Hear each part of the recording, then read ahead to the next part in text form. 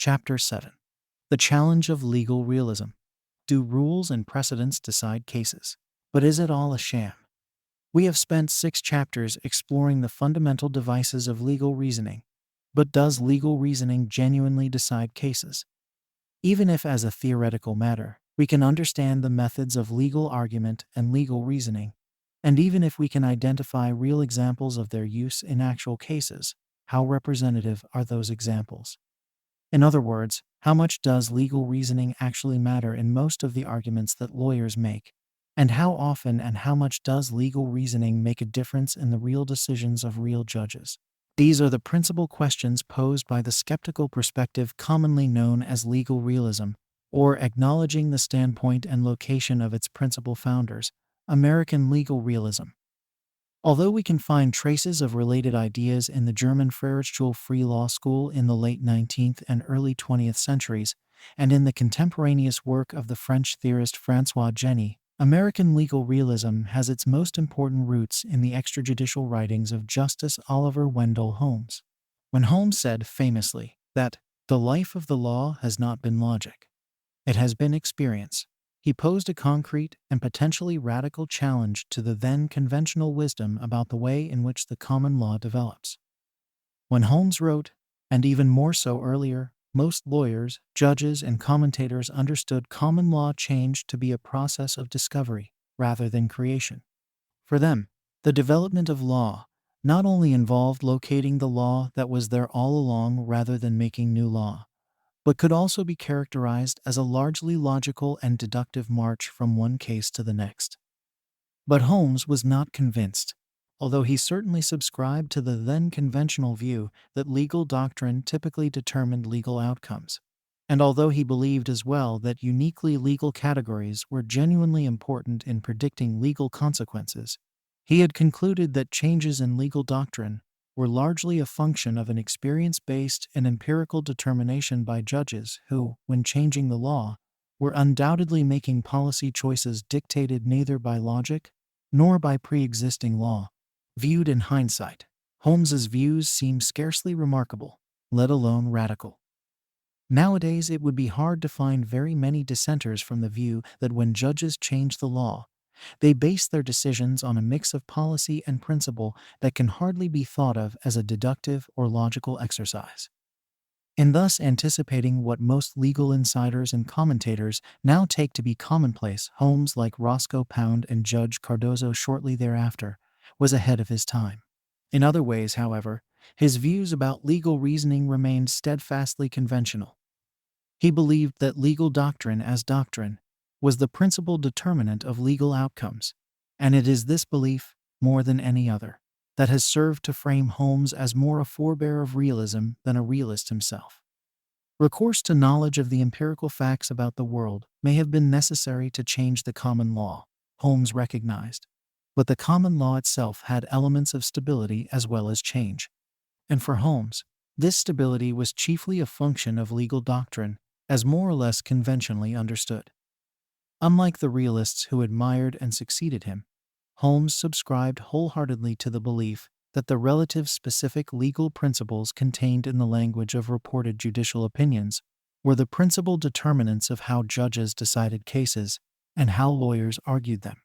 When Holmes insisted that the most important standpoint from which to view law was that of the bad man, the one who was interested exclusively in what the law could do for him, and more specifically, what the law could do to him, Holmes was arguing that the essence of law was the prediction of judicial reaction to some set of factual circumstances. For Holmes, the focus of legal analysis must be on what the courts are likely to do in fact. Holmes was ahead of his time in focusing on prediction and in seeming to recognize the logical possibility that what the courts are likely to do in fact would differ from what the formal doctrine might suggest. But he was not very far ahead. When it came to delineating the factors that the good lawyer would use to predict what judges would do, Holmes was very much the traditionalist in believing that legal doctrine remained foremost among those factors. Indeed, the very reason that Holmes made sport of the apocryphal Vermont justice of the peace who believed that churn was a legally relevant category was that for Holmes the legally relevant categories the ones that would enable the master of the law accurately to predict what judges would actually do were things like dangerous instrumentality, bailment, felony murder, mutual mistake, assumption of the risk, and business affected with a public interest. These were the classifications of the law. These were the relatively concrete boxes into which sophisticated lawyers could place the events of the world. And these were the categories that would enable good lawyers to do exactly what Holmes and the bad man wanted them to do: predict future legal reactions to the full span of human behavior. But what if it turned out that legal categories and legal doctrines were not especially effective predictors of judicial decision-making? What if factors other than legal doctrine played the major role in determining what judges would in reality actually do? These questions frame the challenge that lies at the core of legal realism, and it is a challenge that departs substantially from Holmes's rather conventional view about the role of legal doctrine in predicting legal outcomes.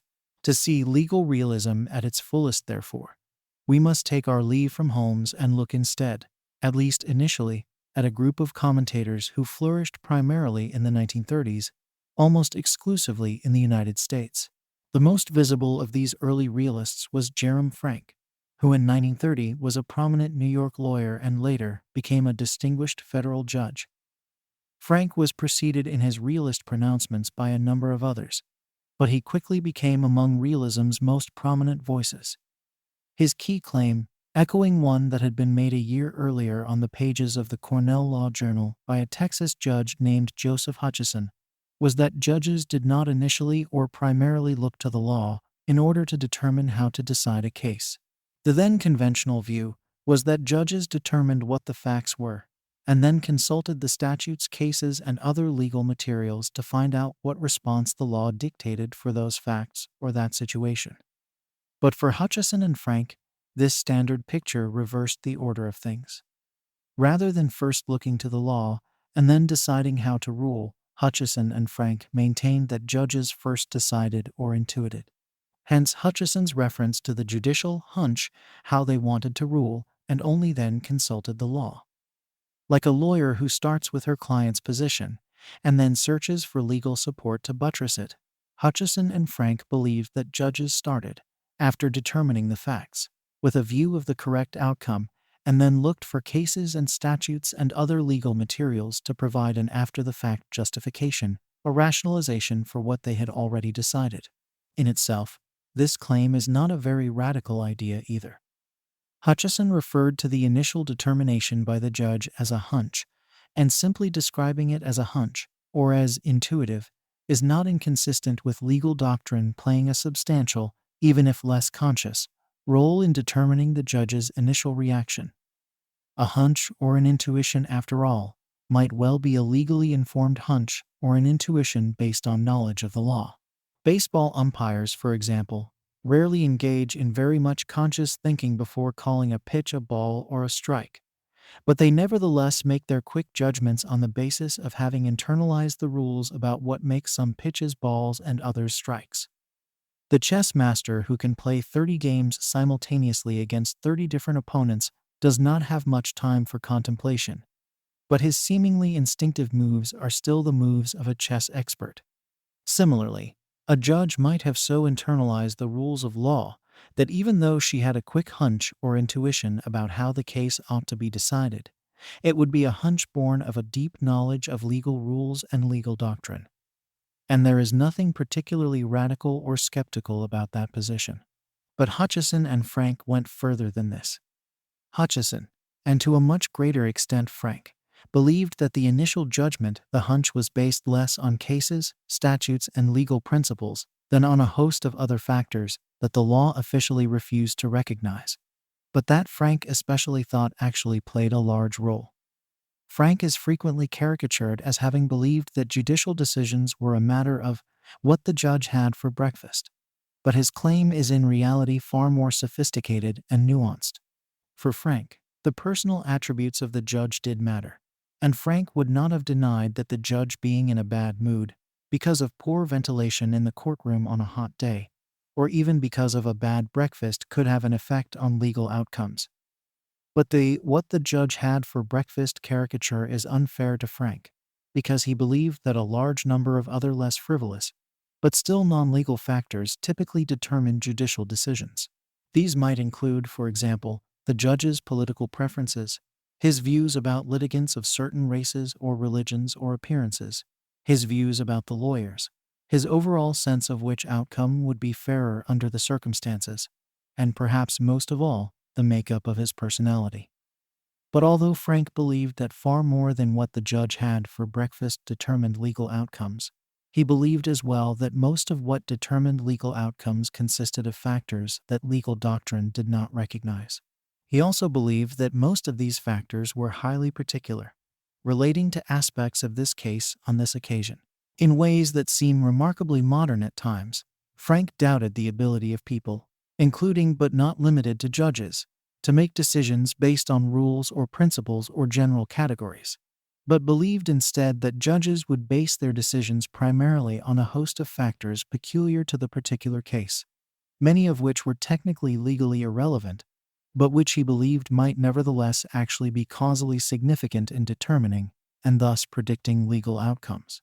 In addition to being saddled with what the judge had for breakfast caricature, Frank is also often dismissed these days because his first and most important book, Law and the Modern Mind, is infused with the consequences of his recent psychoanalysis. Indeed, a more telling caricature of Frank than one based on the view that law was what the judge had for breakfast would have been one based on the opinion that legal judgments were determined by the judge's relationship to his mother. For Frank's crude and largely uncritical indoctrination into psychiatry and psychoanalysis led him to place far more weight on the judge's personality and psychic makeup than on a panoply of other factors that might also influence the judge's pre-legal views about how a case ought to be decided. But the more than occasional rhetorical excesses and psychological silliness in Frank's work should not blind us to the importance and arguable soundness of his major insight, the one he shared with Hutcheson. By insisting that the outcome preceded the law rather than vice versa, Frank offered an account of judging with which few sitting judges, then and now, would disagree. There might be disagreement about the motivations for the outcome, and there will certainly be disagreements about the extent to which legal doctrine disciplines and constrains these pre-legal or extra-legal determinations of the judge's preferred outcome. But in arguing that a judge's pre-legal or extra-legal view of the desired result preceded a result-independent consultation of the law, Frank, along with Hutcheson, can rightfully claim to have established the basic framework of the realist position. At about the same time that Frank was insisting that judging was based not very much on legal doctrine and a great deal on various legally irrelevant characteristics of the judge and the litigants, his contemporary Carl Llewellyn was describing legal rules as pretty playthings. In The Bramble Bush, a book initially targeted to first-year students at Columbia Law School, Llewellyn sided with Frank in believing that formal legal rules, the paper rules, as Llewellyn called them, had little effect on what judges actually did. But Llewellyn was far less of a particularist than Frank or Hutcheson. Judges might very well be applying general rules, he believed, but rarely were they the rules that one could find in a law book. A judge might, for example, believe that in cases involving mining companies, the mining company should win just because it was a mining company, whether the case was brought by the company seeking an injunction against a miners' union, or was brought against the company by an adjacent landowner claiming nuisance or damage to property. If the judge in both cases believed that the mining company should prevail just because it was a mining company, the judge would be applying a rule the mining company should win, and it would be a rule that transcended in theory the particular facts of particular cases. It might even be a rule based on carefully thought-out moral or political or policy grounds. But it would not be a rule found in the cases or in the statutes. Thus, although some commentators claim that the realists are characterized by their attention to the facts of a case rather than to legal rules, this way of looking at realism is based on a false dichotomy. Even the realists' opponents thought it important to pay close attention to the facts of a case, because otherwise there would be no way to decide which legal rule would determine the outcome. Someone believing that the outcome dictated by a statute was the outcome that a judge would invariably reach would still accept that judges would have to be concerned with the facts of the case in order to come to a decision. The real dispute is thus not between those who think judges look at facts and those who think judges look at rules, but between those who think that judges look to formal legal rules to determine both which facts are legally relevant and what outcome is indicated by those facts on the one hand, and those who think that judges look to rules, norms, and factors other than the ones in the law books to determine which facts are relevant and what should be done on the basis of those facts on the other hand. Thus, in order to determine how judges were actually deciding cases, Llewellyn urged empirical research aimed at identifying what Holmes called the true basis for prophecy. What were the rules and principles that judges actually employed? Were they rules like the mining company should win or the taxpayer should win? Or instead were they principle-based or policy-focused rules of substantially greater sophistication, such as maximize efficiency or make the decision that will produce the best long-run economic consequences, or decide for the less well-off party in all civil cases, unless doing so would reward inappropriate conduct? In determining whether rules such as these, rather than the formal rules contained in the law books, were actually producing judicial outcomes, Llewellyn urged empirical research that would reveal the real rules of the legal system, and not just the paper rules that masqueraded as rules, but in fact had little effect on legal outcomes. Among those who took up Llewellyn's call was Underhill Moore, another early realist and a professor at Yale Law School. Moore set out to engage in the kind of empirical research that Llewellyn had urged, and thus he sought to determine, among other things, whether parking enforcement in New Haven, Connecticut, was based primarily on the official legal parking rules or instead on factors such as time of day, type of car, street, and the like. Moore's methods now strike some commentators as crude, but social science in the 1930s was less well developed than it is today. The controlled field experiments that Moore employed were unsophisticated by late 20th century and 21st century standards. But in focusing on isolating and identifying the actual variables in the application of law, Moore well understood the basic principles of social science research.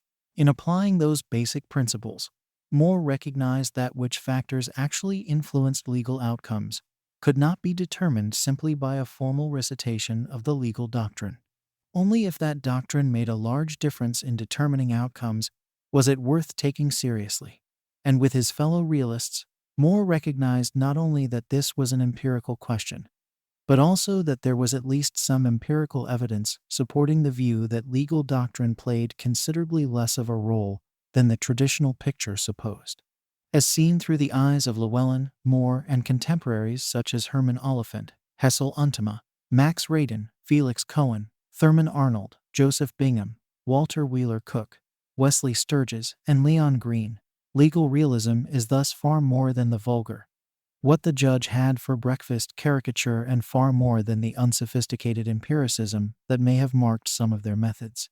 At the core of the realist claim is the view that judicial decisions are predictable, but that the key to prediction of legal outcomes lies neither in the consultation of formal legal authorities nor in the internal understanding or self-reports of judges themselves. Rather, predicting legal outcomes is best accomplished through the enterprise of discovering through systematic empirical and external study just what makes a difference in deciding cases. Frank thought that it was the personal attributes of the judge and the particular context of the particular case that made the biggest difference, while Llewellyn and most of the other realists thought it was the application of general but non-legal norms. But these differences should not distract us from understanding the basic claim. In looking at law externally, the realists believed that we could discover how law actually worked, and that we could treat the relationship between legal doctrine and legal outcomes as a relationship that could and should be subject to rigorous empirical testing. The realists believed this relationship to be a weak one, but even more important was their belief that the hypothesized existence of such a relationship should be tested rather than simply taken on faith. Does doctrine constrain, even if it does not direct? Let us recapitulate the structure of the central legal realist claim. According to the realists, judges typically make decisions on the basis of something other than or in addition to, existing legal doctrine. This non-legal reason for a decision could be a non-legal hunch, a judgment based on personal characteristics of the litigants or judge, an all things considered judgment about who as a matter of fairness ought to win the case, or a policy judgment about which ruling would have the best consequences. But rarely would a legal outcome be determined by the application of the existing stock of cases, statutes, and other legal authorities.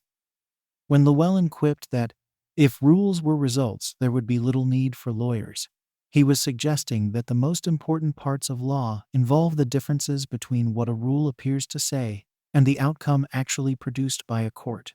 The realists understood, however, that judges could not, professionally or culturally, explain their paralegal or extralegal judgments in terms of hunches, personal characteristics, abstract appeals to justice, or even straightforward policy analyses.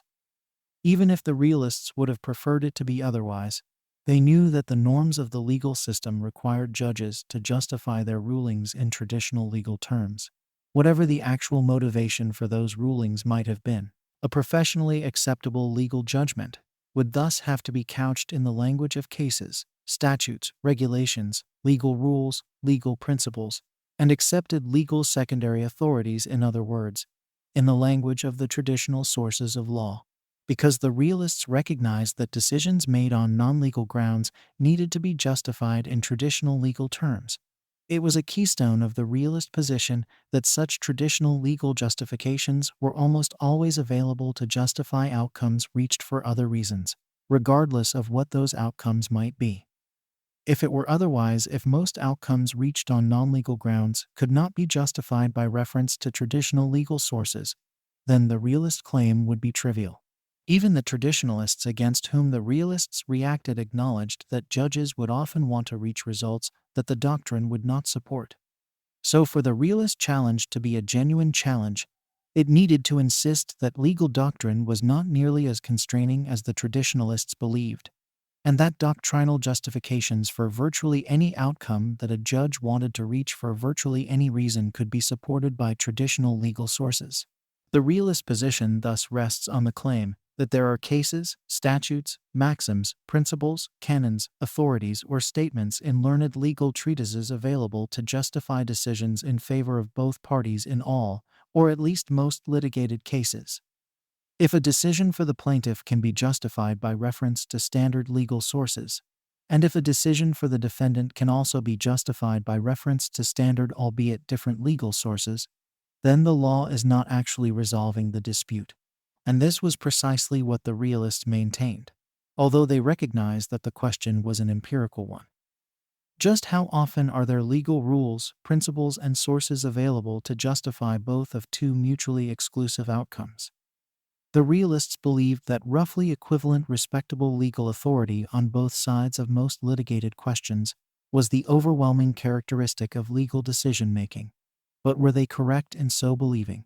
In considering this question, we can start with Llewellyn's classic 1950 article on the canons of statutory interpretation. These canons, to which we will return in Chapter 8, purport to instruct judges and other legal interpreters in how to interpret vague or ambiguous statutes. The rule of lenity, for example, is a canon requiring that vague or ambiguous criminal statutes be interpreted in favor of the defendant. But in examining the canons, Llewellyn came to the conclusion that for every canon of interpretation that said one thing, there was a dueling canon that said just the opposite. One canon, for example, provides that extrinsic aids to interpretation, such as legislative history, are irrelevant when the language of the statute is clear on its face. But another canon dictates that even the plain language of a statute should not be applied literally if such an application would produce a result divergent from what the legislature intended. Similarly, the canon known by the Latin imperi materia mandates that statutes dealing with the same subject be interpreted so as to be consistent with each other. But another provides that later statutes supersede earlier ones, and so on. The beauty and charm of Llewellyn's article is captured not just by these examples, but by the way in which for almost every canon of statutory construction he located and listed, there was another that appeared to point in just the opposite direction.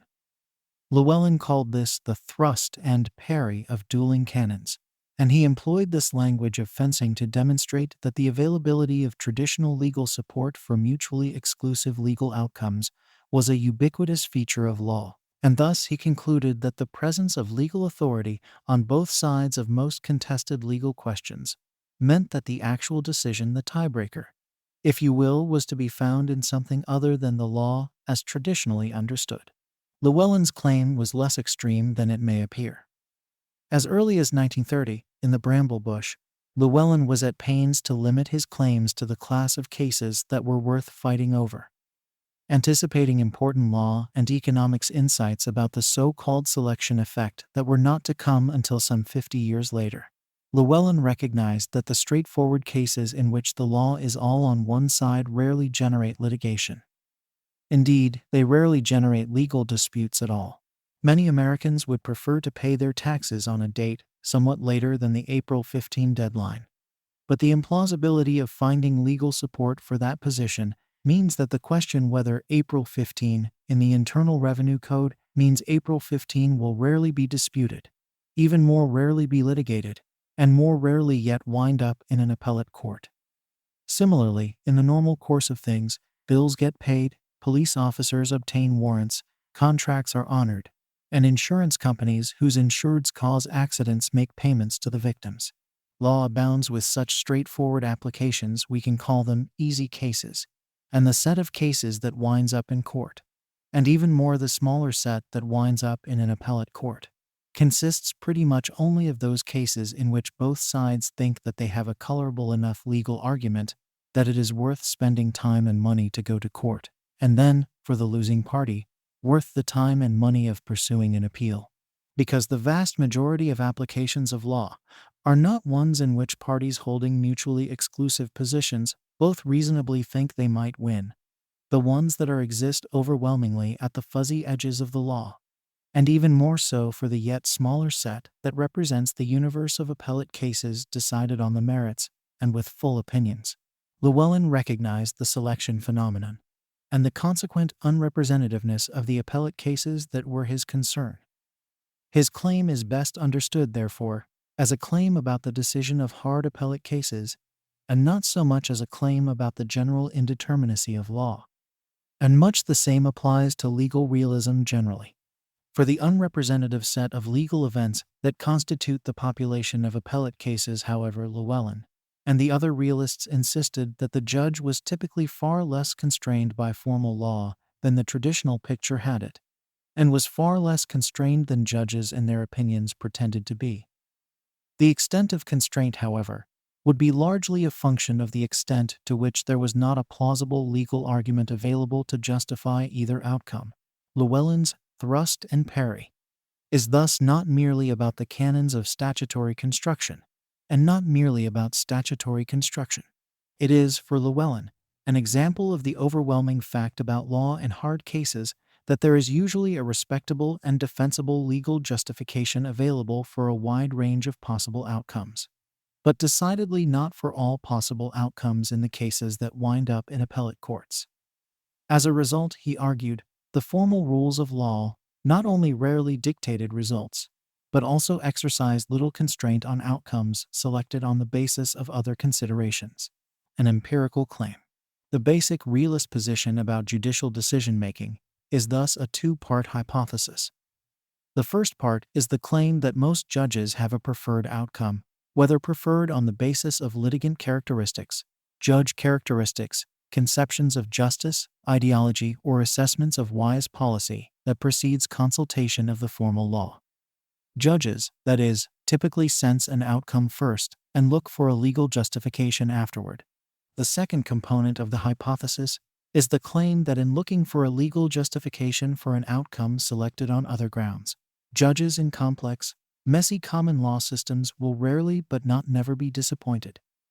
There may occasionally be a preferred outcome that just won't right, but these will be rare, and more often than not the experience of judging, the realists claimed, is the experience not of being frustrated, but rather of finding some plausible legal justification for a non-legally selected outcome.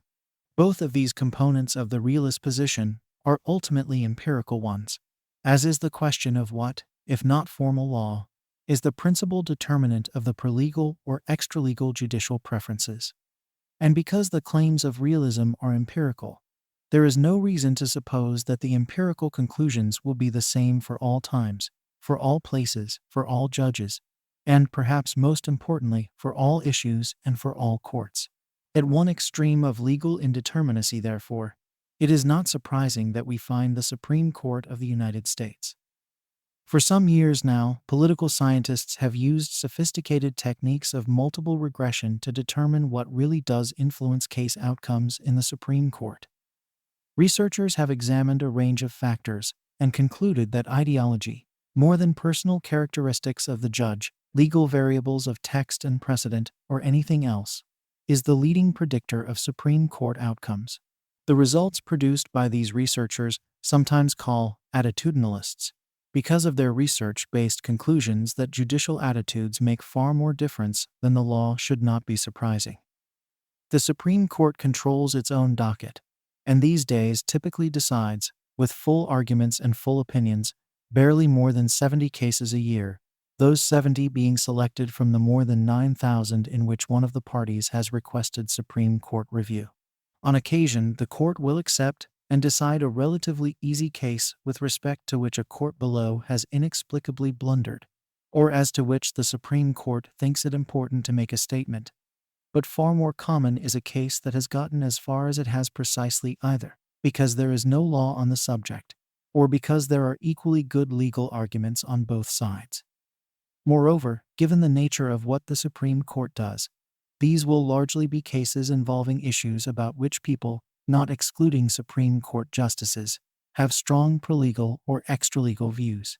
Few judges care very much about technical issues in the interpretation of the Federal Insecticide, Fungicide, and Rodenticide Act (FIFRA, about the application of the Employee Retirement Income Security Act (ERISA, about highly obscure questions in the law of trusts, or about the law of bailments in general.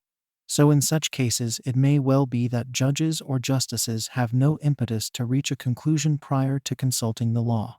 But when the issues involved are abortion, affirmative action, pornography, financial assistance to public schools, capital punishment, and the powers of the president with respect to national security, for example, it is close to impossible to imagine a justice of the Supreme Court having no moral, political, social, or ideological position on the matter. This being so, it is hardly surprising that the Supreme Court's combination of a small, self-selected caseload at the pinnacle of the judicial pyramid and issues on which the justices likely have strong personal views will produce the domain in which the realist position is most borne out by serious empirical research. It would be a mistake to assume, however, that what is true for the Supreme Court is true for other courts and other issues. There has been somewhat less research focused on state courts and lower federal courts than there has been on the Supreme Court, but the body of that research is still considerable.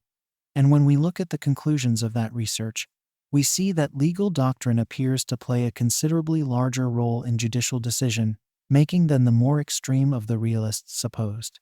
Although the self-reporting of judges probably exaggerates the effect of formal law on their decisions, the admittedly oversimplified conclusion that emerges from the research is that even in lower courts, a range of non-legal factors plays a larger role than the traditional model supposes, but that legal factors explain considerably more of lower court than of Supreme Court decision-making. And although little of the existing research breaks down the question in just this way, it would be plausible to hypothesize that realist explanations are more often true for ideologically charged issues than otherwise, more often true in high appellate courts than in trial courts, and more often true for the messier common law than for the interpretation of statutes. Although the empirical analysis of Supreme Court decision-making has become increasingly technical and sophisticated, the empirical claims of the realists are essentially agnostic as to method. Some of the realists urged research that employed what were at the time the cutting-edge methods of the social scientists, and would thus likely have been sympathetic to what are now the more sophisticated methodologies. But others believed that the careful perceptions of experienced lawyers would be sufficient to identify the real determinants of judicial outcomes and the real divisions or categories of the law.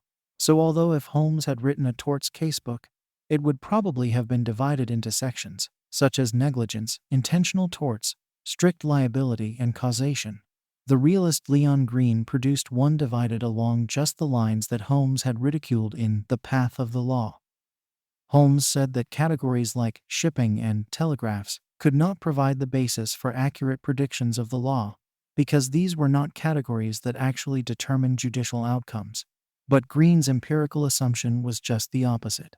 Implicit in Green's division of his book into sections entitled Transportation and Animals, for example, was Green's prototypically realist belief that these were the categories that would not only enable students to understand torts best and help lawyers to predict judicial outcomes best, but would also explain the factors that genuinely influence judicial behavior best. Perhaps Green would have done an even better job with modern tools of multiple regression. But the basic point is that as a realist, he wanted to examine empirically the actual determinants of judicial decisions, determinants that he believed had little to do with the legal justifications that judges gave in their opinions. It is worthwhile repeating, however, that the empirical assessment that the realists have urged may in fact turn out for some courts and some issues and some types of law to be less inconsistent with the traditional view of law than most of the early realists imagined. It may well be, for example, that the principal determinant of judicial decisions on questions of statutory interpretation is the ordinary meaning of the words of the relevant statute, and that the chief determinant on questions of contract law in appellate cases is the traditional rules and principles and doctrines of contract law as found in conventional contracts casebooks and in treatises like Corbin and Williston. Such outcomes would have surprised the realists. But such traditional legal explanations for judicial outcomes may well be sound for some or many domains, and the very fact of taking this to be an empirical question is, in the largest sense, perhaps the most important feature and legacy of the realist program. Realism and the role of the lawyer. Let us not leave Holmes too far behind, however. It is true that his commitment to the importance of characteristically legal categories was decidedly anti-realist, but his original insight about prediction and the bad man was most assuredly not. The standpoint of the bad man is, of course, not the only perspective with which to look at the law. And the bad man characterization is unfortunate, because most people who want or need to know what the law will do to them, or for them, are not bad in any standard sense of that word.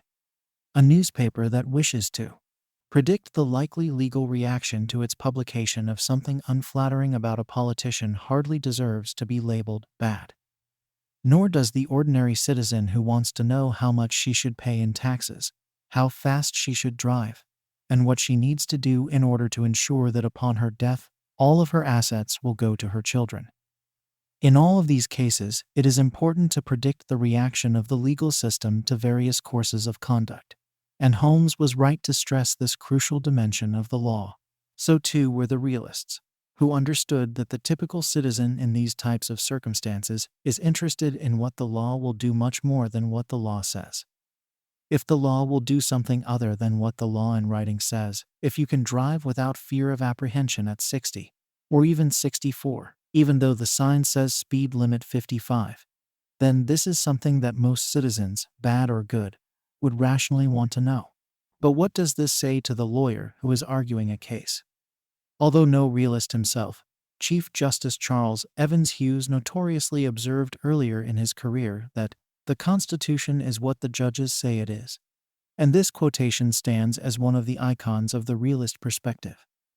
But even if it is true from the perspective of the misnamed bad man that the Constitution is what the Supreme Court says it is, a lawyer can hardly stand before the Supreme Court and say to the court that the law is what the court says it is. That observation may from one standpoint be true, but what the court wants to know is why it should say that the Constitution says one thing rather than another. And on this question, the point that the Constitution says what the Supreme Court says it is will be stunningly unhelpful. It may be important for lawyers and their clients to predict judicial decisions, But a lawyer arguing to a court can hardly adopt the posture that the law is the prediction of that court's decisions. Yet, although a court wants to know more than that its decision will establish the law, what realism tells the lawyer is that the court, at some level of consciousness, may want to know rather more or rather less than what the legal doctrine says. If the principal determinant of Supreme Court decision-making is ideology, broadly speaking, as the attitudinalist political scientists and others maintain, then the effective Supreme Court advocate will try to persuade a majority of the justices that a ruling in her client's favor will further their particular ideology. The lawyer may not articulate it in so explicit or transparent a way, but the good lawyer will nevertheless frame an argument to appeal to the actual basis for judicial decision-making. Similarly, if some judge is known systematically to be more likely to agree with whatever argument he heard last, and a well-known, but no longer living United States District Judge in New England was believed in the 1970s to behave in just this way, the good lawyer will try to arrange to speak last. If a judge is known to be a stickler about appearance, and if there is evidence that appearance is actually a determinant of his decisions, even if not the only determinant, then the good lawyer will make sure that his appearance and that of his client will not antagonize the judge.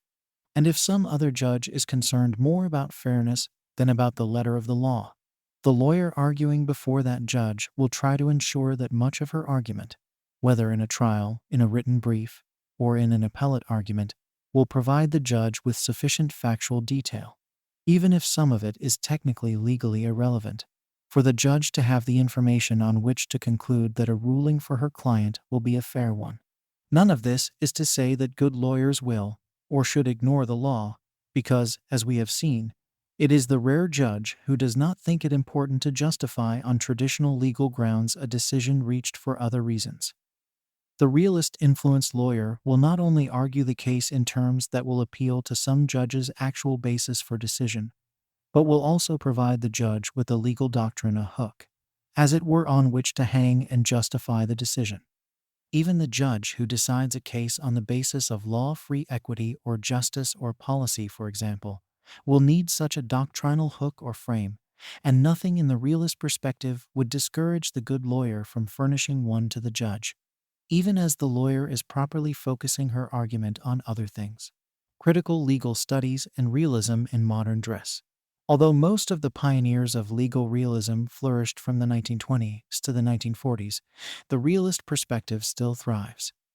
A common saying is that, "We are all realists now," but that is almost certainly false. Not only is the "all" an egregious exaggeration, but the form of realism that survives turns out to be a highly domesticated one. Beliefs in the total determinacy of legal doctrine may have withered, but Tort's casebooks look less like Leon Green's than might have been predicted half a century ago, with a typical modern book relying heavily on the traditional legal categories of tort doctrine. Constitutional law is still largely discussed, argued, and organized in substantial disregard of what the attitudinalists have rather firmly established, and any student who thinks that a strong realist perspective will be rewarded on law school examinations is in for a nasty shock. There are at least 4 explanations for what appears to be this still conventional state of affairs. One would be that the strong empirical claims at the foundation of realism are false, even if it is true that something other than legal doctrine is at the heart of Supreme Court decision-making about abortion, affirmative action, and presidential power. It might be argued, once we leave this rarefied climate and look at lower court cases on less ideologically charged issues, to say nothing of non-litigated law, realism is elevating an occasional feature of legal decision-making into something more than it is. In being an empirical response to an empirical claim, this explanation engages realism on its own terms, and so little can be said here other than that if realism is empirically correct for much of law, then the fact that realism may now be substantially disregarded is surprising and disturbing. But if the central's claims of the realists are more false than true and more exaggerated than sound, then we should not be surprised that its import has turned out to be relatively insignificant. The second explanation would be that realism in fact thrives, but in different clothing. Insofar as law and economics explains much of legal decision, making in terms of efficiency maximization, for example, it would properly be understood as carrying on a Lulinesque, policy-oriented approach to studying what judges actually do. And various other approaches, the law in action focus of the law and society perspective, for example, might also be seen as heirs to the legacy of realism. Indeed, the fact that hearings on the nominations of Supreme Court justices have begun routinely to focus on the nominees' extralegal political beliefs is an especially visible manifestation of an increasing realist consciousness. The success of realism, it might thus be said, is evidenced not by the number of die-hard realists there are, but by the presence of realist perspectives everywhere we look.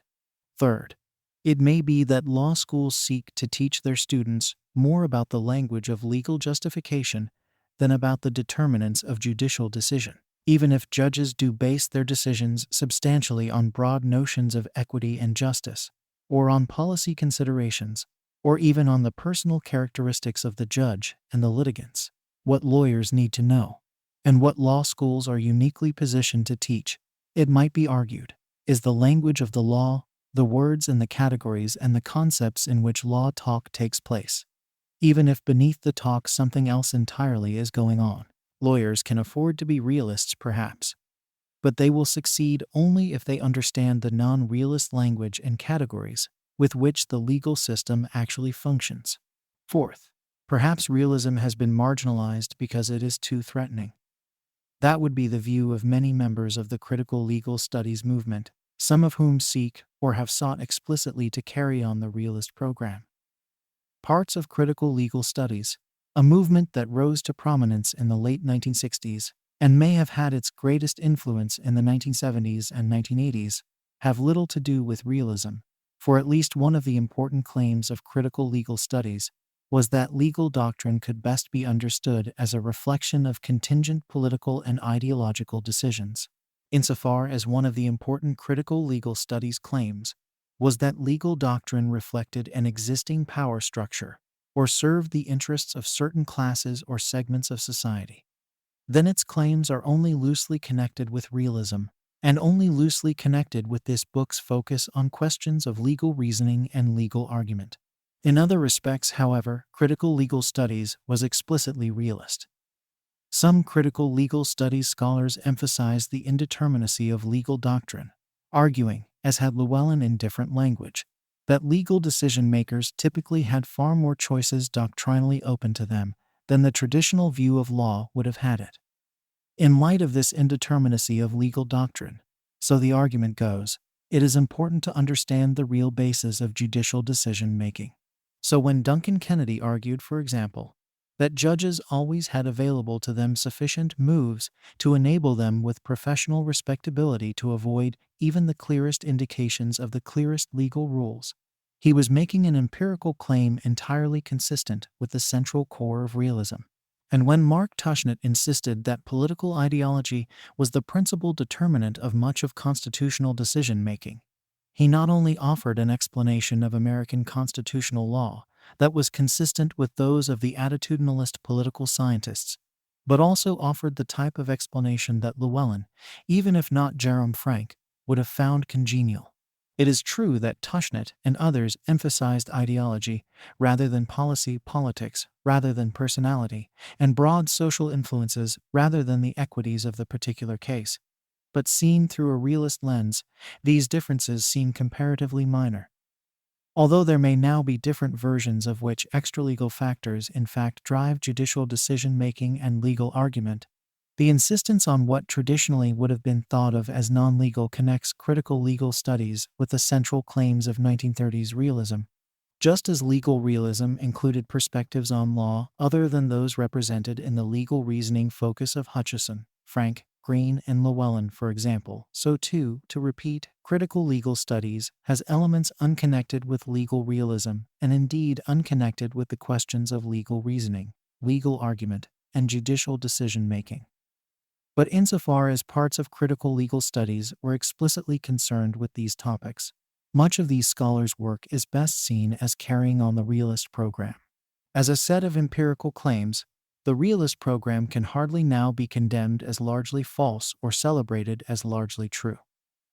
The truth of realism is itself domain specific, and the extent to which the traditional tools and devices of legal reasoning actually determine legal outcomes will remain a continuing topic for serious research, the outcome of which will continue to vary with the subject, level, and location of judicial decision making.